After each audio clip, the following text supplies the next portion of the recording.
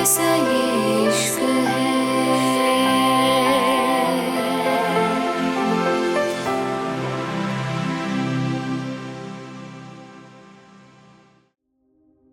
रिद्धिमान उसके चेहरे को टाइट पकड़ते हुए बोला, अभी मेरी बात तो पूरी होने दो, अल्याना राठौर।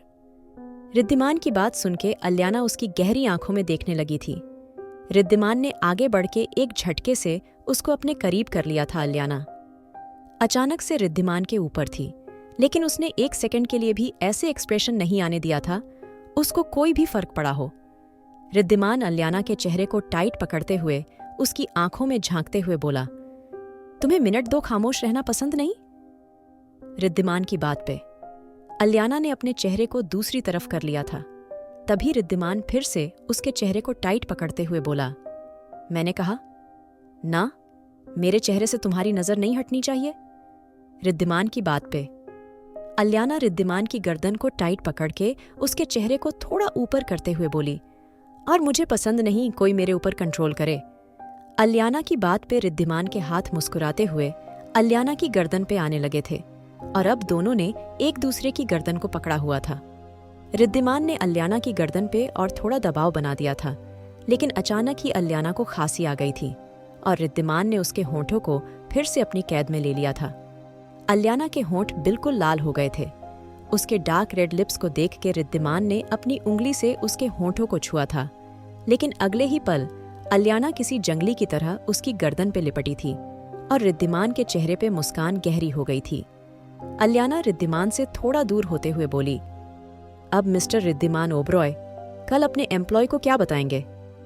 अल्याना की बात पे रिद्धिमान उसके बालों को टाइट पकड़ते हुए उसकी आंखों में देखते हुए बोला, यही कहूंगा, कल रात मुझे एक जंगली बिल्ली ने हमला किया है। रिद्धिमान की बात पे अल्याना ने फिर से अपनी नजर फेर ली थी। रिद्धिमान चांद को देखते हुए गहरी सांस लेके बोला, क्या अल्याना राठौर मुझसे इतना डरती है जो मेरी आंखों में कुछ देर देख भी नहीं सकती? रिद्धिमान की बात पे अल्याना मुस्कुरा के बोली, तुम्हारी जहरीली आंखों में ज्यादा देर तक देख के मैं खुद को मारना नहीं चाहती, क्योंकि जितना जहर तुम्हारी आंखों में भरा है शायद उतना मैं सहन ना कर पाऊं। अल्याना की बात पे रिद्धिमान हंसते हुए बोला, मेरे जहर से तुम्हें इतना डर लगता है? और तुम तो शुरू से इस जहर को अपने दिल में लेके आ रही हो। रिद्धिमान की बात पे अल्याना ने उसको पूरी तरह इग्नोर किया था। आज इतने दिनों बाद वो अपने घर के गार्डन में बैठी थी, वरना वो अपने कमरे से कभी बाहर नहीं निकलती थी। आज पहली बार उसको किसी ने खाना खिलाया था। आज पहली बार वो किसी से बात कर रही थी। ये रात कुछ अलग सी थी। रात का वक्त और चांदनी रात का अपना ही नशा था। इस रात में चांद अपनी पूरी रोशनी से जमीन को रोशन कर रहा है, जैसे हर चीज को अपनी मुलायम चांदी सी चमक में लपेटकर दिखाना चाहता हो। जैसे चांद भी इन दो दिलों के साथ पे खुश हो। फूल खिले हुए दोनों को देख के मुस्कुरा रहे थे। आखिर आज इतने दिनों बाद ये गार्डन चहक रहा था। उनकी खुशबू हवा के साथ मिलकर एक नई दुनिया का एहसास दे रही थी।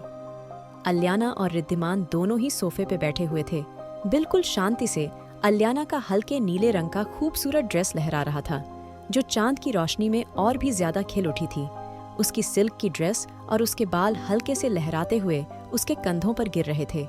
रिद्धिमान की नजर ना चाहते हुए भी अल्याना पे जा रही थी। उसका चेहरा चांद की रोशनी में और भी ज्यादा खूबसूरत लग रहा था। रिद्धिमान ने गहरे नीले रंग की शर्ट और ग्रे पैंट पहनी है। अल्याना की नजर भी उस पे जा रही थी और दोनों एक दूसरे को आंखें चुरा के देख रहे थे। वहीं अल्याना की आंखों में एक गहरी चमक थी। रिद्धिमान अल्याना की आंखों को देख रहा था, जैसे उसकी आंखें चांद की रोशनी से भी ज्यादा चमक रही थी। वह धीरे धीरे अल्याना की तरफ देख रहा था और उसके चेहरे पे एक छोटी सी मुस्कान थी। वो अपने जज्बात बिना शब्दों के ही बयां कर रहा था।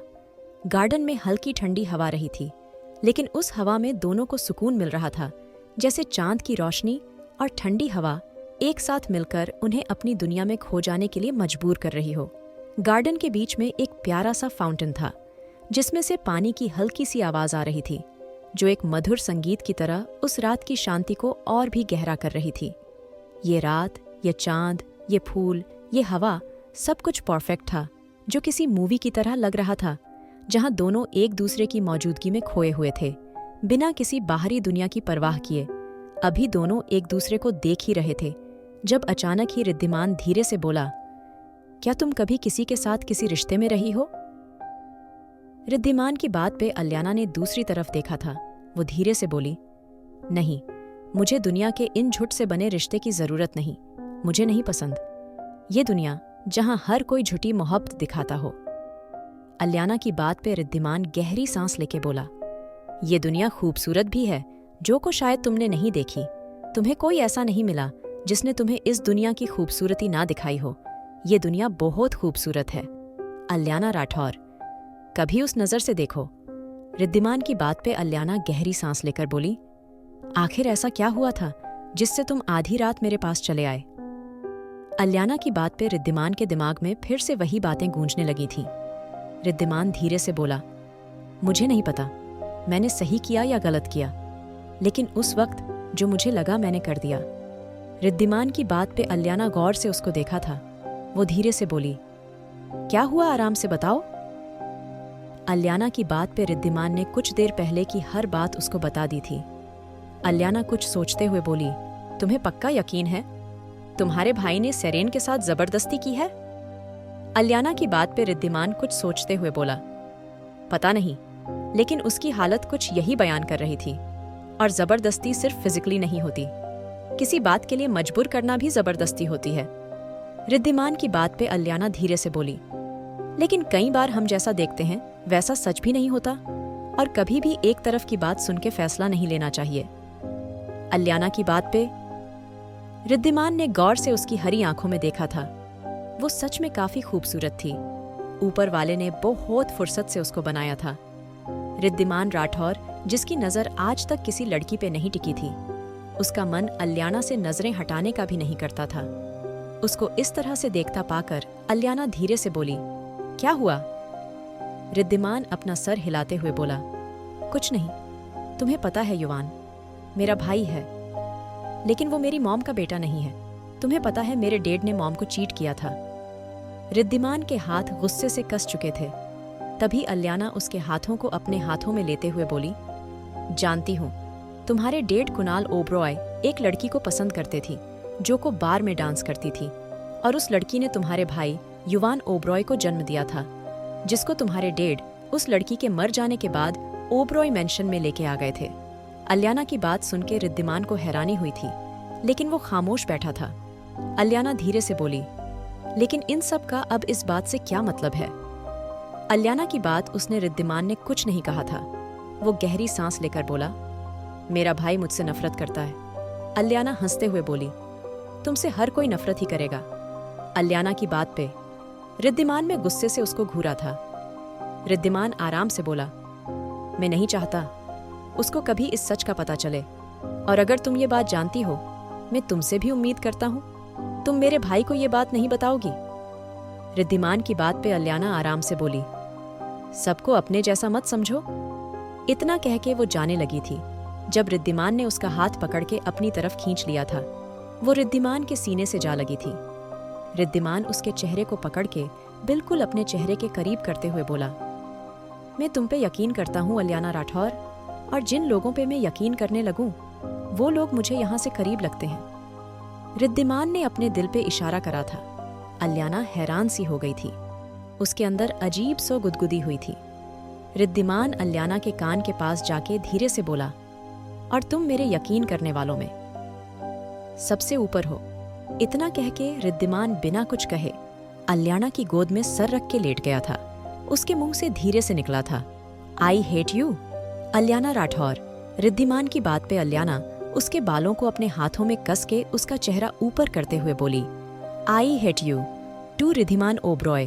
अल्याना की बात पे रिद्धिमान ने उसको झटके से अपने करीब कर लिया था, और दोनों की सांसें एक दूसरे में घुलने लगी थीं। रिद्धिमान की सांसें अल्याना को अपने दिल के करीब महसूस हो रही थीं, और फिर उसने बहुत धीरे से अपनी आंखें बंद कर ली थीं। गार्डन में ठंडी हवा चल रही थी, लेकिन रिद्धिमान उसके लिए उसका वार्म और सॉफ्ट प्लेस था, जिससे उसको इस दुनिया जहां का सुकून मिल रहा था, कुछ यही हाल रिद्धिमान का भी था।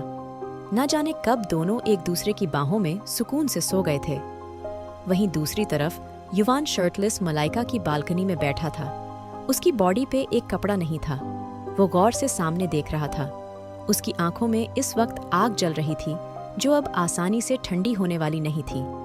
अब तक वो सेरेन से सिर्फ नफरत करता था, लेकिन अब सेरेन ने उसको एक जंगली शेर की तरह उकसा दिया था और सेरेन को वो किसी हालत में नहीं छोड़ने वाला था। यही सोच के युवान गुस्से से अपने घर की तरफ चला गया था। आखिर क्या करेगा अब युवान सेरेन के साथ? क्या सेरेन बच पाएगी युवान से? क्या रिद्धिमान और अल्याना दे चुके हैं एक दूसरे को दिल? जानने के लिए सुनिए दी माफिया बॉस, अनवांटेड वाइफ।